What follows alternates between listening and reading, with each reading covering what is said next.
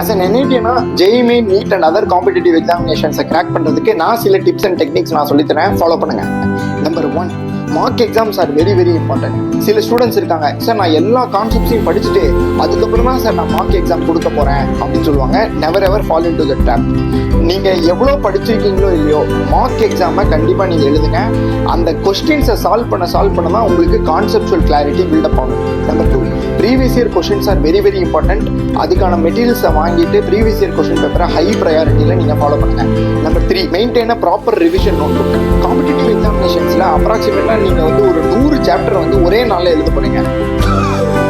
அந்த revision notebook எப்படி இருக்கணும்னா physics, chemistry, mathematics or biology ஒரு சிங்கிள் நோட் புக்கில் எல்லா important formulas as well as நீங்கள் இந்த ப்ரிப்பரேஷனில் பண்ணும்போது ஒரு வினோதமான ஒரு சம் வருது பார்த்தீங்களா, அந்த சம் எல்லாம் அதில் எழுதி வச்சுருங்க. லாஸ்ட் டே போகிறதுக்கு முன்னாடி உங்களுக்கு ரிவிஷன் பண்ணுறதுக்கு ரொம்ப யூஸ்ஃபுல்லாக இருக்கும். இந்த டிப்ஸ் அண்ட் டெக்னிக்ஸை நீங்கள் ஃபாலோ பண்ணுங்கள். கண்டிப்பாக உங்களோட ஸ்கோர் வந்து இன்க்ரீஸ் ஆகும். ஈஸி எக்ஸாம் அகாடமி சேனலை ஃபாலோ பண்ணல அப்படின்னா அதை ஃபாலோ பட்டனை தட்டிடுங்க.